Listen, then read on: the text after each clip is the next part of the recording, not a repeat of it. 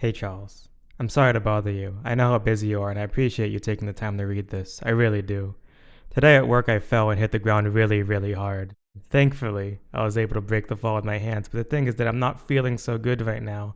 Wait, please don't delete this email until you've read it. It's pretty important. Sorry. When I was a kid, my mother had this friend named Ruth who was a social worker and who would rescue cats that suffered abuse, even though she didn't seem to show the same enthusiasm for rescuing kids who had suffered abuse, being that she hit her own kids and me a couple of times too. On a few occasions, she asked my mother to take in some of the cats until she could find a more permanent home for them. Most of them were not housebroken, so I would spend most of my free time going from corner to corner of the house, cleaning up after them with bleach. One of the cats would spray against the radiator, and my brilliant sister would mumble the only words she would speak to me that day. Great. Now the whole house is going to stink in the winter time when we turn on the heat, even though it was the summertime and it stunk now. I would put the bleach down in the same spots every night. And when bleach mixes with cat urine, it becomes a mild dose of Cyclone B. How fitting. I would get sick on bleach fumes while everyone else would get what my mother called the clean smell. I would watch my sister just casually step over a lump of cat shit on the way to her room like it wasn't her problem. I had an empty bottle of dish soap that I would fill with tap water that I would keep in the drawer by my bed, and I would wait until my sister closed her door, and then I would pick up the shit with a piece of toilet paper and pour some of the dirty, watery soap on the spot where I picked up the shit. Anyway, one of the cats was called Norma and it was very sick. I tried to tell my mother that it needed to be brought to the vet, but she refused to acknowledge that something was wrong with it and responded by saying that it was fine when it got here, and if there is something wrong with it, then it must have been something you did. The next day when I came back from school, I hope you haven't deleted this yet, I walked in the dining room and found Norma lying on her side by the dining room table. I instantly thought of my father because my earliest memories of him were of him lying on his side on the couch facing the television with his elbow planted in the cushion to support his head. The only way to tell he was alive was by watching his stomach move up and down, and sometimes if I watched him long enough, he would move his free hand and reach for a bowl on the carpet and bring a cashew nut to his mouth. Well, I watched Norma lying there and I looked at her until my eyes seemed to lose focus, much like yours are doing right now, and I kept looking at her without blinking the same way I looked at my father. I guess I thought if I looked at her long enough she would move too, but she didn't. The phone rang and it was my mother, and she started out the conversation as she always did, by asking me if my sister was home, and I told her that Norma was dead. She told me to get rid of the cat by the time she got home, and that she was having a terrible day and that she couldn't talk, and that she had to go. I didn't want to touch it, so I got a wire coat hanger from the closet and cut it and straightened it a bit, then worked it around her neck and pulled her up the floor this way. Then I put its body in a hefty bag. When my mother got home, she was very upset that I hadn't got rid of the bag, and she told me to take it down the block to the Hispanic part of the neighborhood and leave it there, when it occurred to me that there was still wire wrapped around its neck, and I said to my mother that if anyone found it, they would assume that the cat was tortured to death. My mother responded by saying that I shouldn't care what other people think. I guess my point here is just that, and I know how annoying I am, and I really am sorry that I'm bringing this up, and believe me, this is the last thing in the world that I want to be doing at this moment, but the rent is going to be due in 2.5 weeks, and we still haven't settled the balance for the last month yet. I only tell you this because, as I said before, I know how busy you are, and that unlike me, you have a lot of stuff going on in your life, and it's pretty easy to forget. But without the money, I won't have enough to cover us this month, so I'm getting kind of nervous. Really, I am being forced to write this email by the nervousness. Believe me, I know that the only thing more unpleasant than writing this email is you having to read it. I'm sorry. Okay, well, I hope you have a great day, and I'm sorry. Oh, I left you some pasta in the fridge. Please help yourself. See you later. Keith. Hey Charles, sorry to bother you again, but I was on the subway coming home from work today, and there was these really rude teenagers on the train talking loud, and I was sure they were going to start picking on me, but then a homeless person came to the car and stole all the attention. He was very dirty and he had no teeth, and he said, "Hi, my name is Moses and God bless you. I'm starving now and like to ask you if you could look into your heart and give me some spare change so I could get a hot meal." The teenagers started throwing popcorn at him, and one of them actually stood next to him holding his nose and had one of his friends take a picture. And then one of the kids said, "How about a cold meal?" and threw some ice at him. The whole thing kind of reminded me of how I felt in high school, like a homeless person who couldn't even sit down without disgusting everyone around him, or like how the Jews must have felt in the early days of the Reich, when the Nuremberg laws have just been instated, and basically you could live there so long as you accepted that you didn't have the same rights as everyone else. So as long as you were grateful for every morsel of air you were allowed to breathe, and grateful for the fact that you were even allowed to beg for money, and then even more grateful when people declined. Of course, I can also understand the perspective of the kids on the train.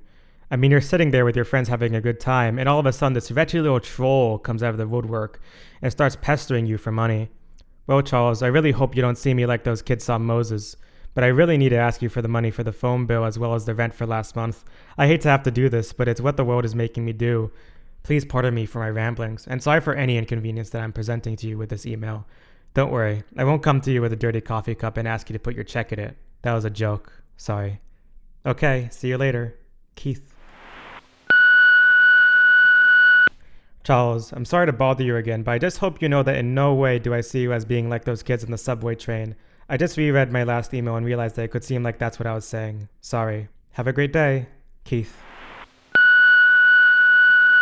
Hey Charles, I'm sorry to bother you again, but I walked past the pet store today, and they had these gerbils on display in the front window, and they were running on one of those wheels that they kept going round and round without getting anywhere, and I couldn't help but relate to them, because no matter what I do, or where I go in the wheel, my mind just keeps going round and round and never gets anywhere either.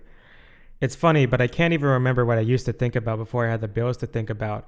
And it's not that I don't think you're not going to give me the money, and believe me, I appreciate it whenever you do, but it's just that the stress you probably feel right now when you have to read these emails is the way I feel all day long, every single day. When I was young and still living with my mother and father, we had a cleaning lady named Colata who would come to the house twice a week. One day my grandmother came to visit us just to verify that my sister was still beautiful and I was still fat, and the cleaning lady, Colata, was cleaning the kitchen floor, and my foot accidentally stumbled on the area where she was working. My grandmother got mad and ordered Colata to start over, and grabbed me by the arms, shouting, "You're not going anywhere until Colata finishes." My grandmother had been a nurse during World War II, and had a lot of experience in restraining people. It was a skill she would master all of her life, giving special treatment to my father by restraining him from feeling any joy whatsoever, and then later in restraining me from having any kind of self-esteem. I used to watch her emasculate him daily, calling him a shinora, which I believe is Yiddish for shithead, and telling him that he should give his clothes to Goodwill and then kill himself. One time she left $3 worth of change on the kitchen table, and my father took it to go to the store and get a bagel. My grandmother ran to the phone, dialed up information, got the number to Frank's Deli, called there, and said a man was going to come in and ask for a bagel, and that the money he had was stolen, and not to serve him. Anyway, as she was holding me back, all I could feel were her old hands grasping onto my arms, and when I struggled to the left, I could feel her wedding ring making an incision on my gut. When I would move to the right, she would dig her nails in me just enough to let me know that her nails were tougher than my skin. She held me like that for 25 minutes, and as you can imagine, all I could focus on the entire time were those vice-like arms restricting my movement.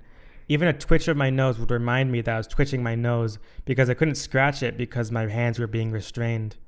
Now back then I only had to endure that sensation for 25 minutes, but could you imagine what it would feel like to have to be in that position day in and day out for weeks at a time? Charles, I'm sorry. I know how terrible and annoying it is to have to listen to me, almost as terrible and annoying as it is to have to look at me. But that's what I go through every second of the day while I'm waiting for you to give me the money you really do owe me. In fact, I often find myself cursing Mother Nature for including so many minutes in the day because every tick of the clock reminds me that there's another tick immediately waiting to take its place. Everything I do, every place I go, everything I see, it's all plagued by thoughts of the money I really need you to give me. I'm not saying that you don't worry about it, and I would never want you to have to feel like I felt when my grandmother dug her nails into my neck, so I'm sorry if that's what this is sounding like. I'm trying real hard not to get my emotional diarrhea on you. I should also apologize because I know it's not the first of the month right now, but what I'm trying in my pathetic way to get across to you is that every day is like the first of the month for me, so please, if you get a chance, please look at the bills I stacked neatly on your table. I can't help the fact that I need the safety of having a certain amount of money in the bank. I can't. When I was a kid, we were forced to go live with my grandmother after my father stopped working, and my mornings would start with her waking me up with her black teeth crammed with chewed bagel and jelly, telling me that when I came home from school that day, she was going to throw me in the gutter. And at night, she would send me off to bed by saying the same thing. The only way that I could get myself to fall asleep was to assure myself that when I got older and moved out, I would always make sure that I had enough money in the bank to cover my rent in case something bad happened. But these days, it's impossible for me to have that security. So I go to bed every night and wake up every morning with that same excruciating feeling. Whenever I make a sale, I take the money and put it in my pocket, and instantly it's gone. It's a lot like biting into cotton candy, Charles. You see it and it smells real, but as soon as you bite into it, it disappears, and you realize there isn't anything there to chew on. Charles, I'm really sorry if I'm inconveniencing you. It really isn't me saying all these things. I'm more like a radio that's been tuned into a bad station. I hope you had a pleasant day, and I'm sorry. Also, can you just write back to let me know that you're getting these? I know you're busy, so you only have to write yes or no. Thanks. Okay, see you later. Keith. Hey Charles, it's hard to write as fast as I'm thinking right now, so please bear with me. Still, it's better that I'm writing to you and not coming into your room and talking to you because I'm well aware of how ugly you get when I'm in this state. I just wanted to say sorry for hogging up the bathroom for so long tonight. After my shower, I passed by the mirror and wound up standing there staring at it for a long time, and it didn't even feel like it was me looking back. I just stood there staring until I couldn't imagine what it was like to not stand there staring. I know it doesn't make sense, but at that moment I was able to become numb, and all of a sudden all this weight just lifted right off me. In a way, it was like being an inmate on death row, knowing that you're going to die and realizing there's absolutely nothing you can do to stop it. I actually felt happy for a moment. I remember this one time when I was a kid. I had come home from school and fallen asleep on the gray chair in the living room, and when I woke up, Mr. Rogers was on, and I went over to the fridge and I made a Weight Watcher dinner and mixed it with a can of sweet corn, and I think that was the last time I felt truly happy.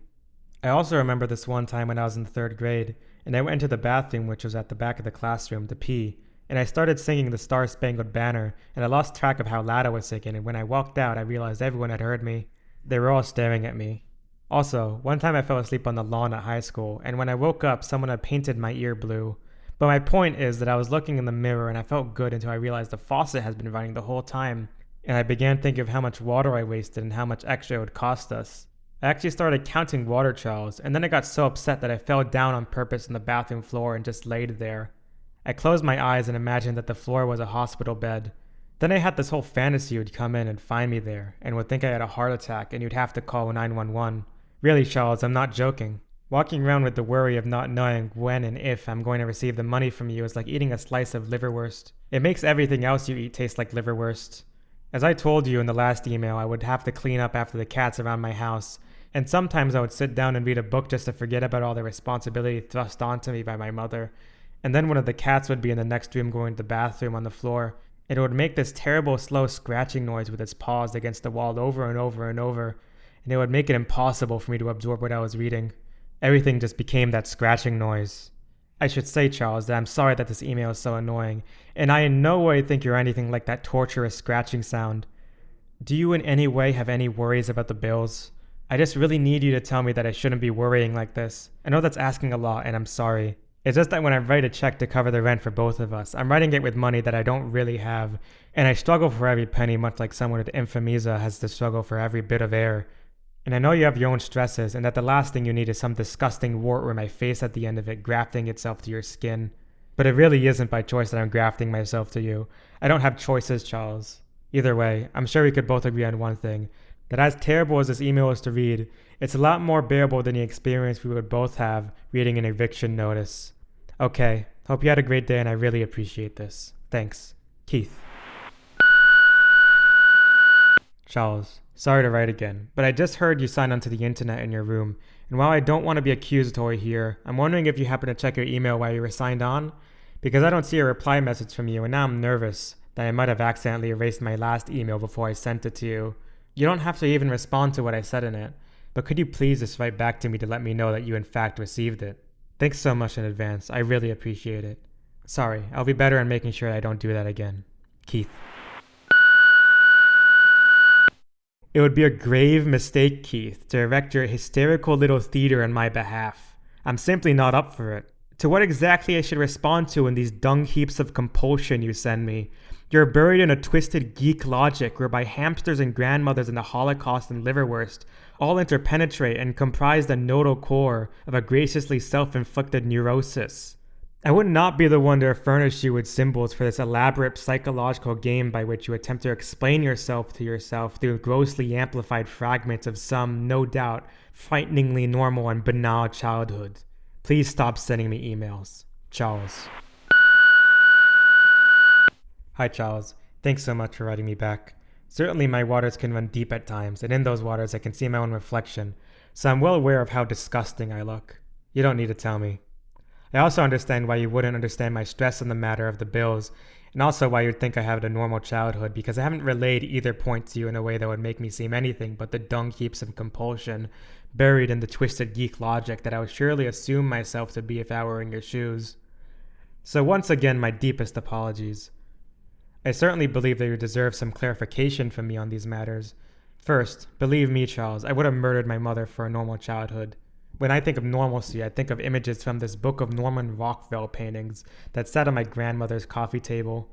I used to spend lots of time trying to envision myself as one of the characters in those paintings, but I couldn't see it, and I wouldn't even make it in as a pink dog.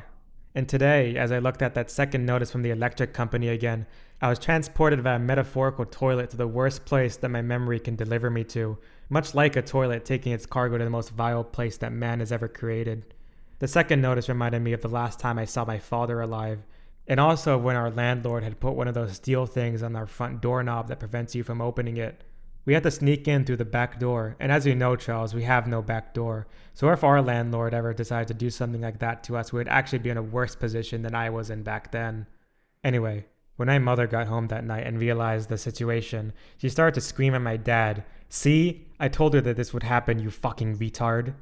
She kept calling him that over and over, and my dad's response was to slowly turn the knob back and forth and say, "I can fix it, I can fix it." He wound up breaking a bedroom window and shoving my fat body through it to get us in. The next day, my mother moved me and my sister into my grandmother's place. My grandmother was standing on the lawn to meet us, like how the SS greeted their new guests upon arrival, except without the German shepherds because she hated dogs and wouldn't allow any pets into her home. We had to leave our dog Belker with my father, and my mother's only attempt to make the transition smoother for me was to tell me that she left Belker there so that my dad would have someone to talk to. Occasionally, my father would call from a payphone to tell my mother that he needed money for food. He knew his time was running out. A few months later, I was walking home from school and it was dark out because I always used to wait for everyone to leave before I left, and I decided to take a little detour and go to see my father in the old house. I went to the back door and knocked, and Belker rushed to greet me, but you couldn't see his eyes because he hadn't been groomed in so long. Anyway, the door was unlocked, and I opened it, and I found my father sleeping in the dark, on the same couch and in the same position I'd seen him in on the day we left. The electricity in the house had been shut off. I looked past him, through him, almost like everyone else did, and into the kitchen, and saw that he had turned on the oven and all the burners to generate heat. I went back into the living room and looked over at the dining room table, and saw a birthday card lying on top of it. My birthday had been 2 weeks before. My dad woke up and said, "The card is for you." I went over and picked it up and opened it faster than I should have, not even looking at the card, but hoping to find money in it. My father, still not looking at me, said, "Sorry, there's no money inside," and even though I didn't do anything but open up the envelope too fast, I never felt so guilty or bad in my whole rotten life. Soon after that, I said goodbye and he said, "Speak to you soon." 2 weeks later, the landlord got a couple of his lackeys to storm the house, and they formed a circle around him and forced him out. And then a couple weeks after that, he had a heart attack outside of a Bob's Luncheonette. I have to go to work now. It's today for me and yesterday for you. For some reason, I like to imagine that we live in different time zones. Sorry. Keith. What I find most distressing in these emails, Keith, is the regularity with which your obsessive apologizing misses its mark. You regret like some broken clockwork metronome, what you perceive, quite rightly, to be a cacophonous intrusion into my generally peaceful life, as if this was the worst of your crimes. But what is so striking about this insistence is its fatal misdirectedness. The source of your regret ought not to be the matter of reminding me about some unpaid bills, phantom bills, I might add, since I have not seen a single one, but rather the utter lack of any sane or logical reasoning in your elaborately conceived shit-splattered pleas. Your emails, which are both excruciatingly boring and irritating to the point of provoking savage anger, are also, to be frank, deeply offensive, and when they are not offensive, they are simply unintelligible. It is your gross means of expression, not your insect-like persistence, that is in need of immediate exculpation. You are a monster, Keith. I beg you to stop sending me emails. Charles. P.S. Incidentally, if you've ever seen the documentary that was made a few years back about the Bay Area comic book artist R. Crumb, I would like to point out that, after reading these last two emails, I believe you are dangerously close to becoming somebody very much like the fat, filthy brother with scriptomania who commits suicide at the end. Hey Charles, thanks again for writing back. I really appreciate you taking the time out of your busy day. And if you haven't seen the bills, I don't think there's a word in the English language that I can use to tell you how sorry I am for focusing on them so much in these mails.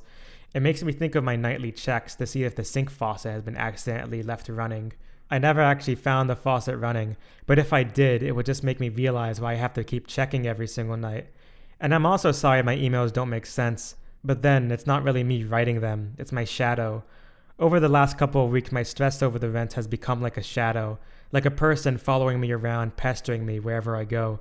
Or like that fly that swirls around your ears at night when you're trying to sleep, but never seems to appear during the day. You need to realize that I can't help any of this, Charles. It's not my fault. I have been handling bills before I was even old enough to use the oven. My mother would make me lie to the landlord, telling him that she had cancer and was in the hospital. Her theory was that since the landlord's kid was fat like me, he in some way would have more sympathy towards us if I handed him the bad news. Unfortunately, he hated his own kid more than he hated delinquency from his tenants. Also, my mother would have me call the phone company every month so I could get us an extension on the bill.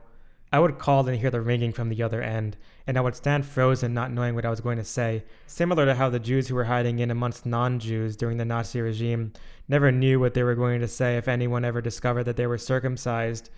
That may sound overdramatic, but the Jews had to fight back death every moment of every day, and I feel like I have to spend every waking moment fighting back the possibility of experiencing the social death that comes with being thrown out of your home.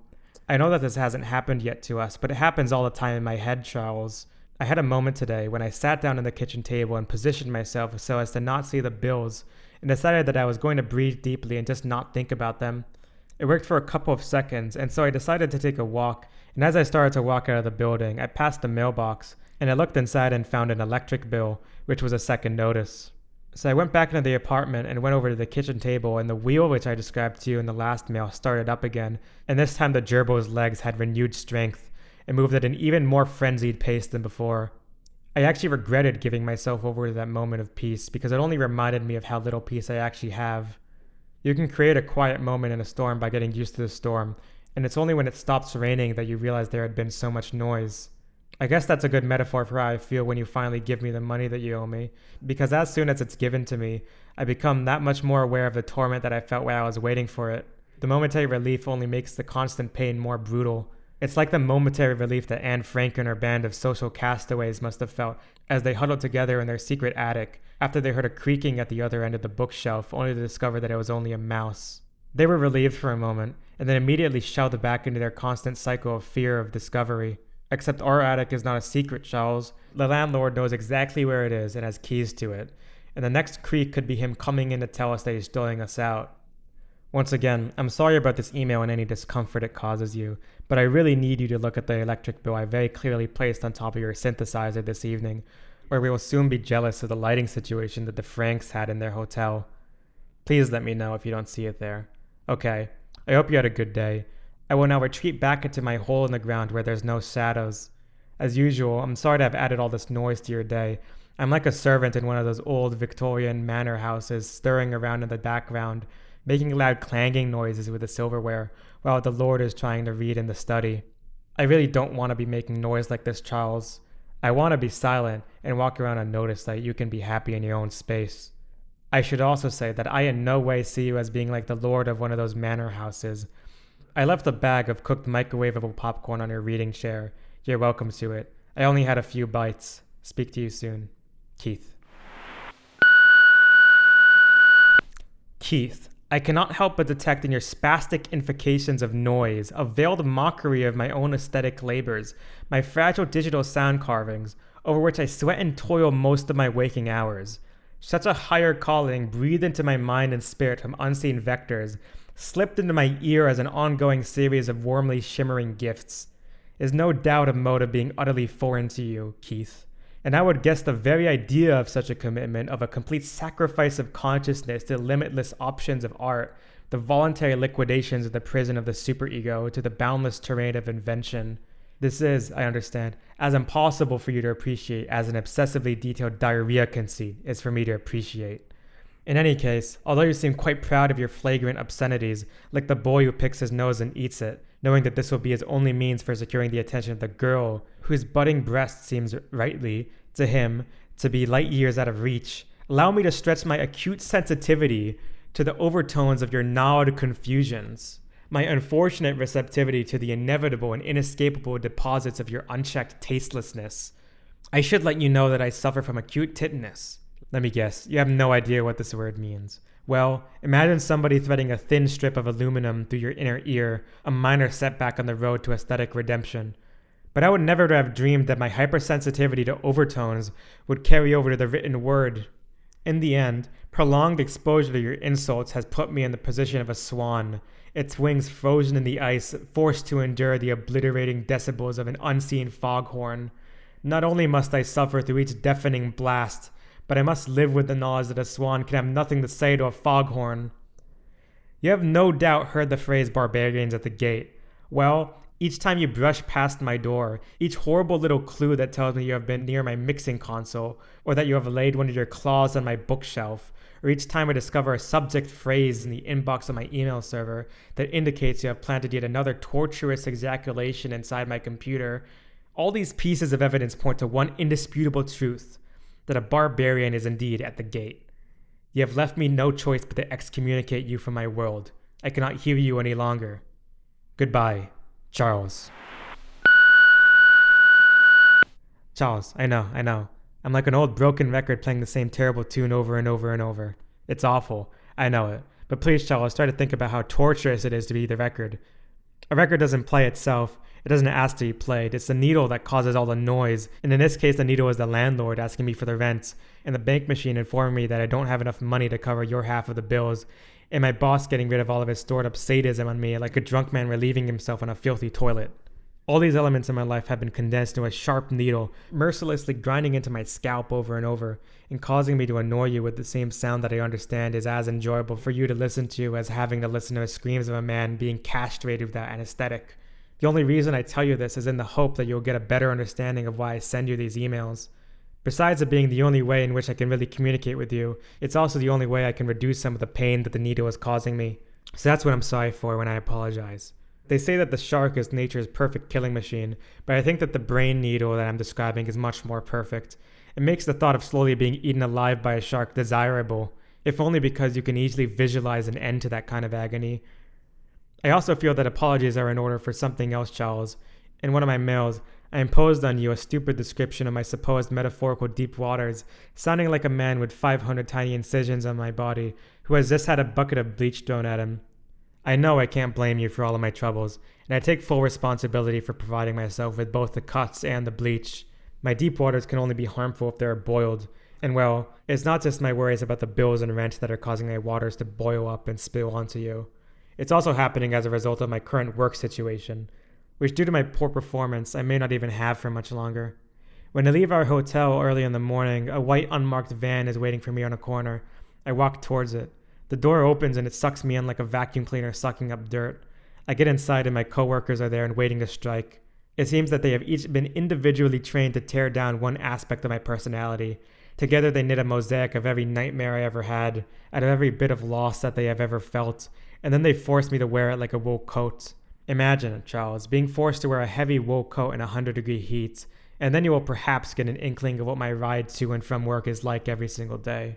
My boss, Carmine, is a short man with a tall man's voice, and he's reminded of his personal failures every time he looks in the rearview mirror, and instead of seeing a large office with a secretary, he sees me. The same thing happens when he's reading the sports section of the newspaper in the bathroom. He looks down into the toilet and sees me there too. Except he can't flush me away, so he makes it his life mission to make me have to smell like the stink his life has produced. All the people I work with take turns abusing me.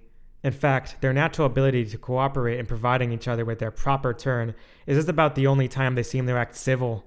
A wasp never loses its stinger and can use it over and over, and yesterday my coworkers stung me so many times that I vomited all over myself in front of everyone.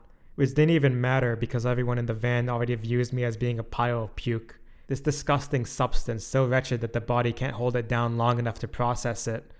My job mandates that I go door to door to find out how repugnant I am. My tiny reflection glares off the whites of each customer's eye like a mirror to show me exactly what they see. They can sense my powerlessness the moment their unfortunate eyes have the displeasure of falling on me. I can't blame them.